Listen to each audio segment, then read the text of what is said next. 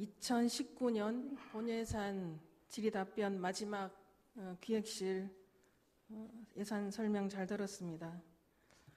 민선 7기 들어와서 이제 그 본예산 처음 이제 그 계획 수립하셨잖아요. 네, 그렇습니다.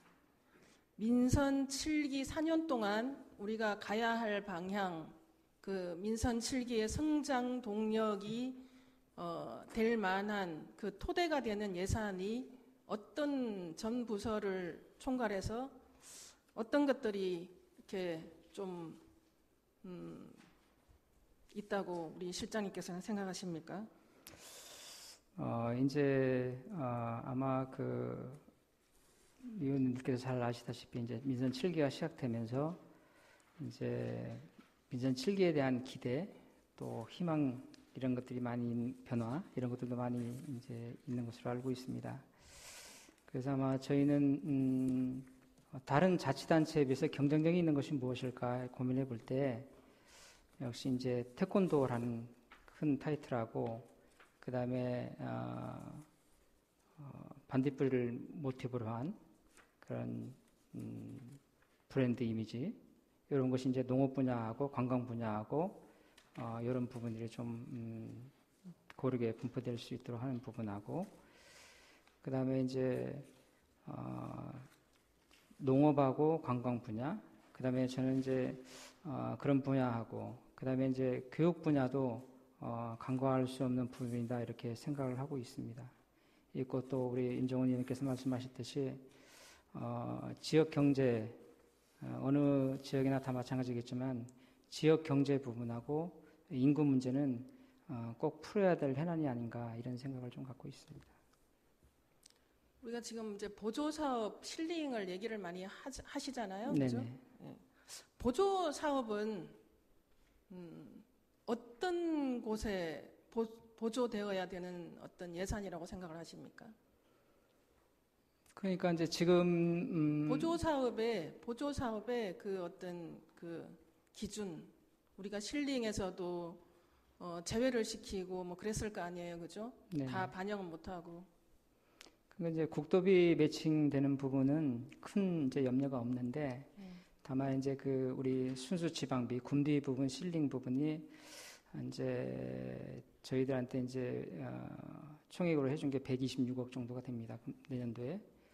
그런데 이제 저희가 이번 예산을 받아봤을 때 한 211억 정도 이렇게 받았습니다. 그래서 예산을 조정하는 과정이 좀 많이 힘들었었습니다. 그래서 1차적으로는 좀 자율적으로 기존에 보조금 나가는 부분들에 대해서 좀 분석도 해보고 평가도 해봤으면 좋겠다. 각 부서별로. 그래서 효과성이 없다든지 아니면 좀 통폐합할 부분들은 과감하게 좀 통폐합하고 그 다음에 이제 새로운 신규 사업을 좀 안 쳐줬으면 좋겠다는 주문들을 했었는데 126억 가지고 그 보조 사업을 감당하기가 참 어려운 부분이 많이 있더라고요. 그래서 저희가 주문하기를 매년 이렇게 고민할 것이 아니라 이제는 보조금 실링제 이 부분도 좀 변화가 필요한 부분이다 해서 1차적으로는 국도비를 확보를 많이 해서 매칭펀드로 좀 적용시켜 주는 부분 그 다음에 이제 그 위탁으로 갈 것은 위탁 사업으로 대형으로 갈 건 대형 사업으로 이렇게 해서 좀 사업을 좀 변화시킬 수 있는 법률적인 근거 조례나 규칙이나 이런 것들을 좀 변화를 시켜주는 게 좋겠다 하는 주문을 많이 했던 기억이 있습니다. 보조 사업을 거의 이제 그 211억이 처음에 들어왔는데 네네. 이제 126억에 맞추느라고 이제 수고를 많이 하셨을 것 같은데요. 보조 사업이란 본 의원이 생각하기에는 민간에서 활성화되고 있는 사업들을 관에서 보조해주는 개념으로 가야 되거든요. 관에서 보조 사업을 만들어서 그렇게 보조를 하는 거는 저는 맞지 않다고 생각해요. 네, 지당하신 말씀입니다. 보조 사업의 그 핵심이 그거잖아요. 보조 사업이에요, 말 그대로. 민간의 영역에서 열심히 하고 조금만 도와주면 더 활성화될 수 있는 사업들을 관에서 보조해 주는 게 보조 사업이어야 된다는 거죠. 지당하신 말씀이라고 생각합니다.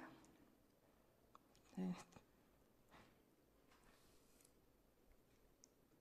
근데 지금 그렇게 하시고 계시냐는 거죠.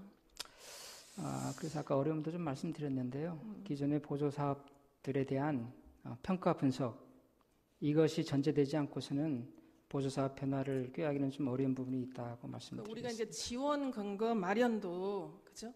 지원 근거, 법령이나 지원 근거가 있어야 지원해 준다라는 것도 사실은 보조 사업을 강화시키기 위한 거지. 보조 사업을 정해놓고 거기에 대해서 무조건 조례 만들면 이거는 다 된다라고 생각하는 것도 저는 잘못됐다고 생각을 하거든요. 그렇습니다. 맞습니까? 네, 맞습니다. 그런 부분에서 우리가 이 사업의 가치, 이 사업의 어떤 그 목적 이런 것들을 제대로 분석을 해서 조례도 만들고 해야 되는데 무조건 지원해주기 위한 조례를 만들면 안 된다라는 거죠. 그래서 저는 이 보조 사업을 할 때 이제 아까 이행 의원님께서 말씀하셨듯이 각 사회단체나 이런 데에서 좋은 사업이나 아이템들이 있으면 좀 제안을 받아서 그런 것들을 좀 평가해서 지원해주는 그런 시스템이 좀 있었으면 좋겠다는 생각을 합니다. 그런 시스템을 이제 만들어 가셔야 되죠. 네, 예. 그러니까. 저도 이제 아까도 말씀드린 예산을 처음 한번 접해보다 보니까 그런 계산해야 될 부분들이 많이 생각이 좀 나더라고요. 그러니까 지금 이제 이 본예산이 사실은 민선 7기의 군정 방향이고 군정 철학이 담겨 있는 예산인 거예요, 그죠? 네, 그렇습니다. 근데 본 의원이 쭉 지금 예산 질의 답변하면서 예산을 분석을 해봤을 때는 좀 선심성 퍼주기식 예산이 다수였다는 거죠. 그래서 좀 실망스러운 부분이 있다라는 거, 그걸 좀 말씀드리고 싶습니다. 그러니까 저는 기본적으로 우리 그 예산서는 무조건 종합발전계획서라고도 맥을 같이 하고 있다고 그렇게 생각하고 있습니다. 네, 거기에 그러니까 선심성이 많이 담겨 있다라는 거예요. 제가 볼 때 퍼주기식 선심성, 어떤 그 사업에 어떤 뭐 이렇게 우리가 뭐 균형 있고 가치 있게 어떤 그런 사업들이 참신하고 신선한 사업들이 눈에 보이기보다는 좀 선심성이 많았다라는 거, 다수의 사업들이 그런 부분에서 아쉬운 점이 있고요. 우리가 지금 민선 7기 이 4년이 본 의원은 상당히 중요한 시기다. 인구, 지역경제, 또 관광 이런 부분에서 우리가 꺾이기 시작하면 한없이 내려앉을 수도 있고 우리가 상승세를 탈 수 있는 그런 방안들을 다양하게 모색해야 된다고 본 의원은 생각을 하거든요. 어떻게 생각하십니까? 네, 맞습니다. 그런 부분에 늘 고민이 있고요. 아마 이제 시작 단계이기 때문에 아마 점진적으로 좀 변화를 이루어 나갈 수 있도록 그렇게 하겠습니다. 특별히 군정의 크고 작은 일들을 특히 이제 의회 위원님들하고 같이 소통하고 공감하는 그런 부분에 더 노력을 좀 하겠습니다. 우리가 좀 이렇게 퍼주기식 예산보다는 좀 그 가치 있는 사업들을 좀 많이 발굴을 하는 어떤 그런 부분에 좀 앞으로 중점을 두시고 본예산 2019년 본예산 그 집행 과정에서 좀 잘 처리될 수 있도록 그렇게 해주시기 바랍니다. 네, 그렇게 주력해 나가도록 하겠습니다. 이상으로 질의 마치겠습니다. 이해양 위원.